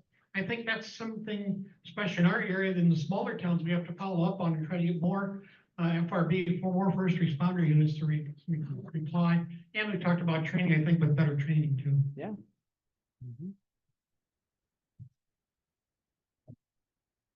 Yeah, thank you for sharing that. And I will concur that there are deserts out there. We know that there are some areas in northern Minnesota that 2-hour response time is a good response time. And so it takes an awful lot of energy and effort, and those first responders up in that area, they unfortunately then have to wait for a transporting ambulance service to still come and get. And so I agree. It boils down to what Mike was saying about there is unfortunately more work than there are bodies to fill it. Or there's just been a redirection of those bodies to other things that are more important to those individuals. And we just need to help try and bring people back into the fold of why helping to care for other individuals is such an important thing to do. And then helping us to create that model of how that works. A first responder model is certainly one way that we can look at trying to bridge some of that. So I feel like we've kind of been grim up here, and I apologize for that. But the reality is industry needs some help, and it needs help because there are many issues that we were just talking about tonight. But the good news is that there are smart people who are trying to find solutions. Unfortunately, some of those solutions come with a price tag. Unfortunately, some of those solutions come with a need for more hours or more commitment or more education, but it's an evolving team. That isn't just one service, but it's a family of services who are trying to essentially help those in their communities. So the good news is that there are people there who are all still doing things for the right reasons. Not everybody is out there making efforts to try and create a profit monger, but instead are just trying to keep the lights on in order to do the work that's necessary. I want to add on to the good point that he made, because we have talked a lot about the issues and concerns. But there aren't a lot of national data, national standards that we can rely on to say, what EMS model works better than others. There's a few things out there. One of them called the CARES database that looks at cardiac arrest outcomes. Minnesota is one of the top in the country at those outcomes. We also know that the progression of EMS, Minnesota played a large role in that. And actually Dan Hankins played a really large role in that. He was instrumental in a lot of the work that's been done in Southeast Minnesota, specifically starting an EMS consortium, was part of, I believe you were part of the SAVIC build and stuff like that, looking at ways to help, get material, durable medical equipment and stuff to different ambulance services in the state. But there's been a lot of work done. But in Minnesota, a model was built years ago that created how do I want to word this really quickly? So paramedics in the state of Minnesota, the state says that there's a minimum level of training and expectation of what a paramedic can do. In Wisconsin, as an example, we talked about that earlier, they have a maximum, they have like a ceiling model. So the state says, this is what you can do and this is what you have to do, and that's their model.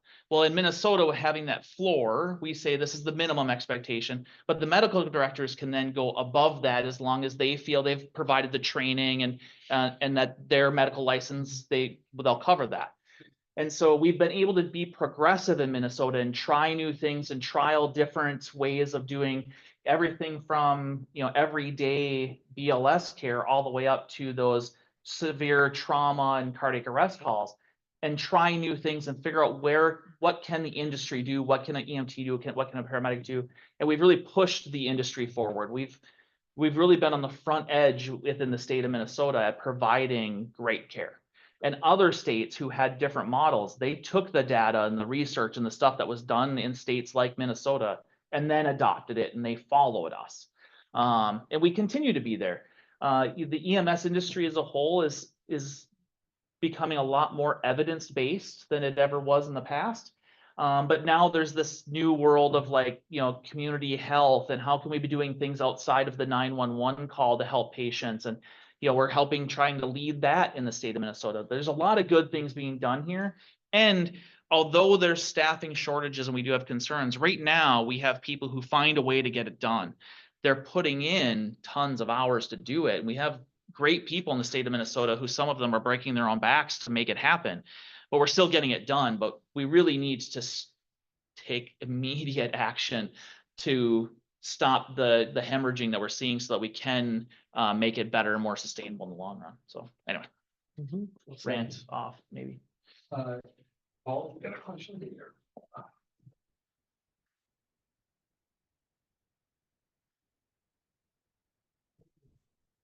About the deficit, what we don't have, we need to make up for, that's gonna cost you this much. Why don't you pitch it the other way and see if it's the value you're currently paying? Yeah. Rural Iowa recently, who's telling about this, that, and the other person who died of a heart attack. So, Rochester, mostly don't die. They mostly survive. And mostly very little deaths. Yeah. And the same thing with strokes. I mean, look at the natural, the prevalence of strokes and the morbidity that we no longer see because it gets such rapid innovation. With the Rochester, the good model, how much are you saving by having building in this sort of shoe just pay what you need? What a wonderful, wonderful, positive expression to say we should look to the positive. And you are correct.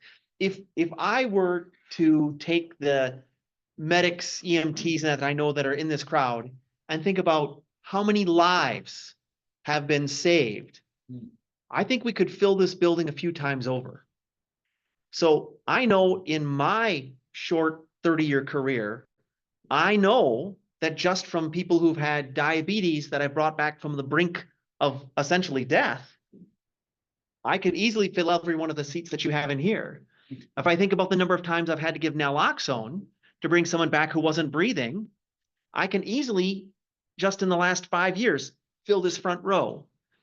If I think about the number of people who've had chest pain that I've brought in, and I'm just talking me because I can exponentially with these guys who do this every day, day in, who have much greater populations, as was mentioned, because of population density and their exposure to it. I can only imagine the number of people that they have treated, who've been able to go home then and spend time with their loved ones and Thanksgivings and Christmases and birthdays that would not have happened if we hadn't been there on the front line. So yes, you are correct. There are a lot of things we should celebrate, that the model does work, and that there shouldn't ever be this conversation of why we're having such a hard time, right? Because people's lives are being changed and saved. And so thank you for that segue. All right, well, thank you. That was, let's end it on a positive note. Thank you, and thank you.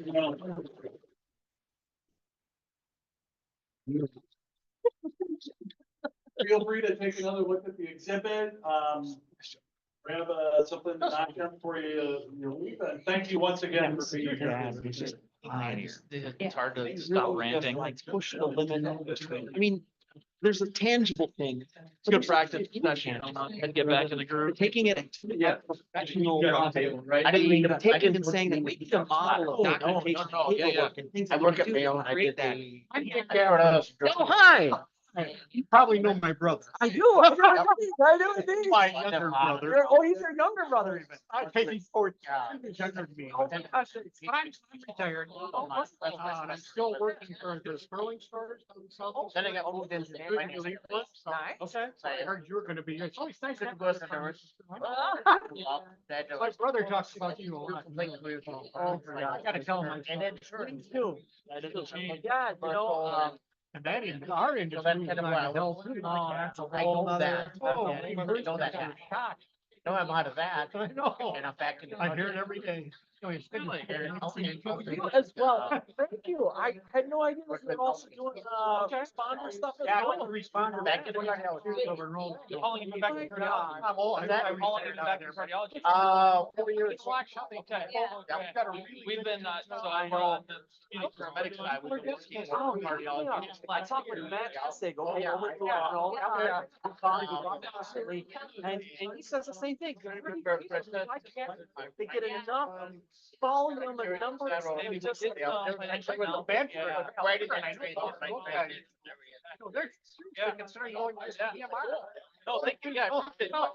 Oh, yeah. I know it, and that's what it means. basics back in, early. Medicine early- in the area. And I got taught. The one you can take away and go, really, go back in. I know we all sometimes try to hang on to it, but we'll kill ourselves. They had us hang on in the car. Taking But what? we gotta cut your car last call, so I wanted to call. Oh, Yeah. gotcha. So we got the.